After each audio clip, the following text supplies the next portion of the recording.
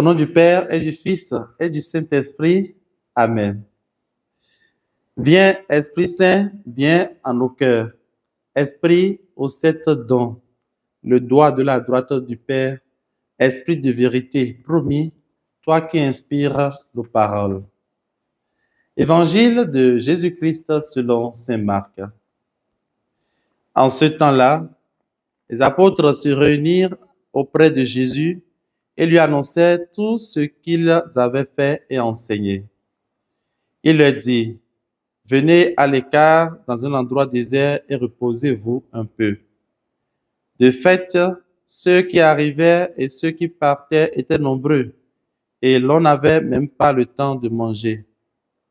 Alors ils partirent en barque pour un endroit désert à l'écart. Les gens les virent s'éloigner, et beaucoup comprirent leur intention. Alors, à pied de toutes les villes, ils coururent là-bas et arrivèrent avant eux.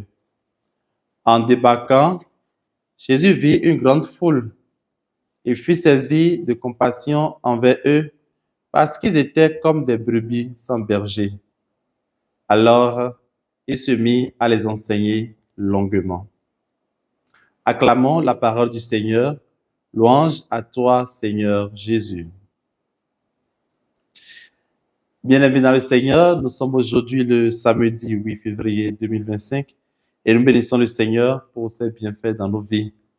L'Église fait mémoire aujourd'hui de Sainte Joséphine Bakita, soudanaise, esclave puis religieuse, la main noire, comme l'appelaient affectueusement ceux qui la connaissaient, a été béatifiée par Jean-Paul II le 17 mai 1992.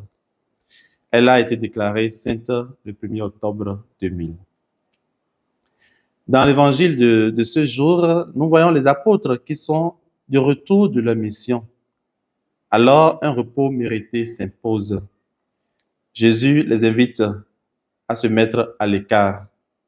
Lui-même avait aussi besoin de repos afin de se remettre de la mort de Jean-Baptiste.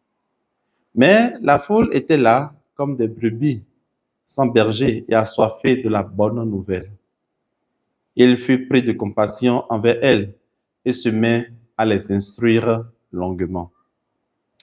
Mon frère, ma sœur, la force intérieure qui doit te pousser à te mettre au service de tes frères et sœurs, c'est la compassion.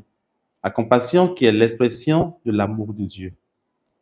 As-tu encore un cœur compatissant, capable de te sacrifier pour ton frère ou pour ta sœur qui est dans le besoin, ou bien l'orgueil a pris le dessus?